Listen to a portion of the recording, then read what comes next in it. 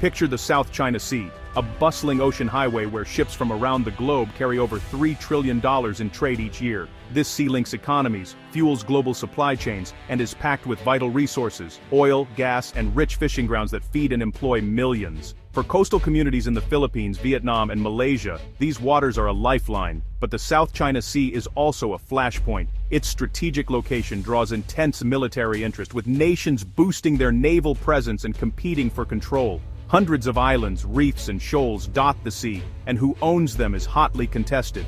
Ownership means access to resources and expanded maritime claims. China, the Philippines, Vietnam, Malaysia, Brunei, and Taiwan all have overlapping claims, turning the region into a complex puzzle of sovereignty.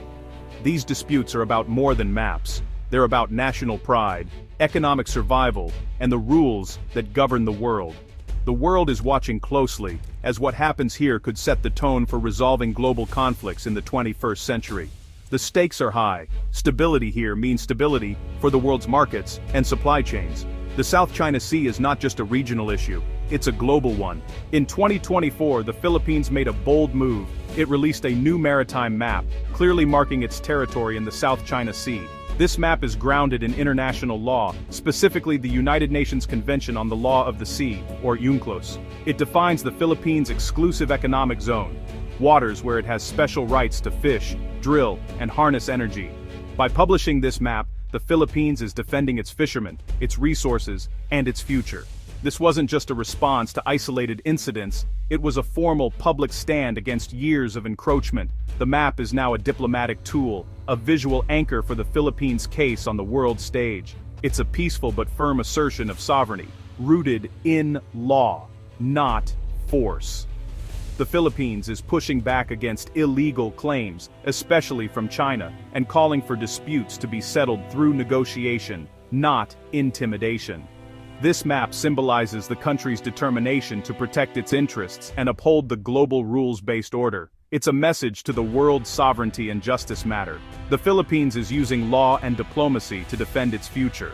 The Philippines' new map was a direct response to China's controversial 10-dash line, unveiled in 2023.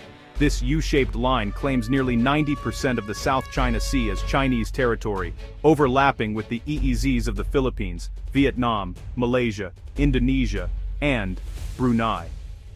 China bases its claim on historical rights, but international law, like UNCLOS, doesn't recognize such sweeping historical claims.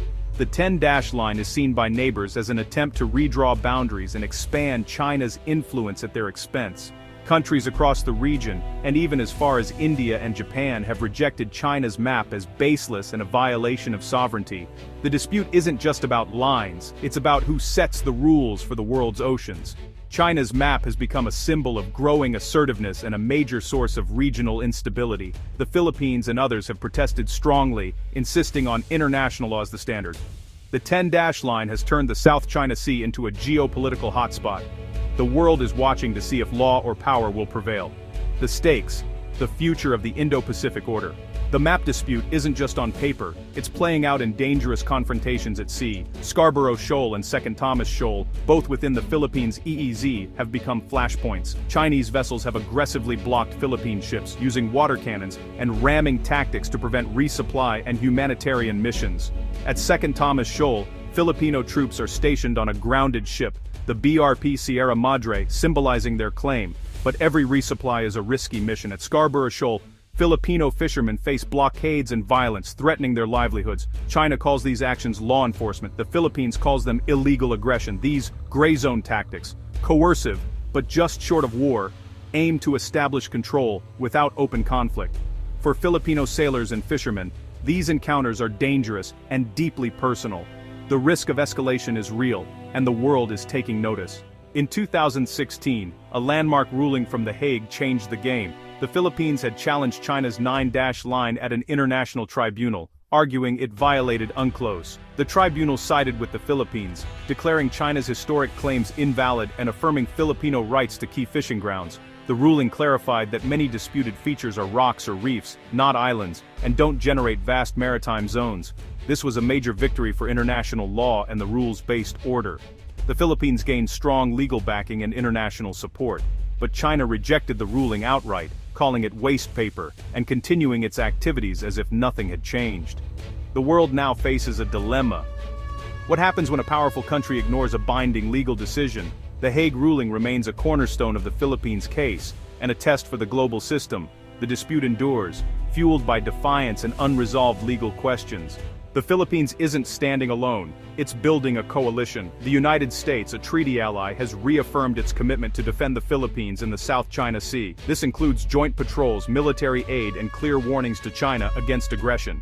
Japan has stepped up, providing patrol vessels and joining trilateral summits focused on maritime security.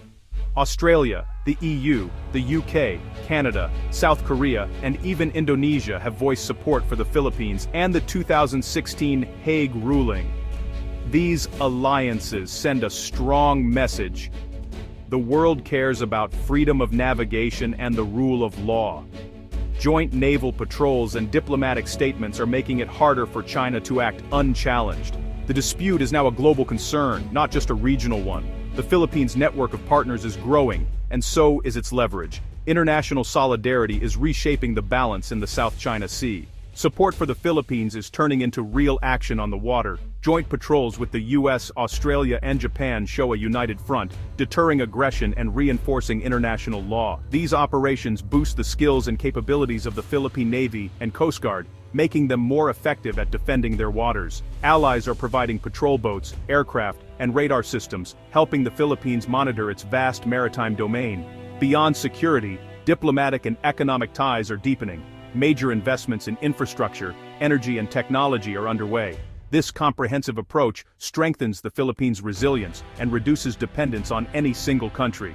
Security and economic cooperation go hand in hand, building a stronger, more independent future.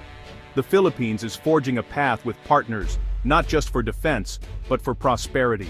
The South China Sea is at a crossroads. The Philippines' new map and growing alliances have clarified the stakes: law versus power, sovereignty versus coercion. For Filipinos, this is about livelihoods, resources, and national pride. Allied patrols may deter further aggression, but the risk of miscalculation remains high.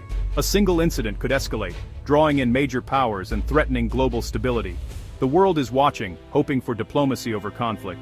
This dispute is a test for the international system. Can law prevail over might?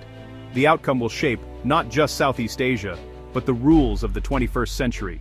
The future of the South China Sea will help decide whether cooperation or confrontation defines our era.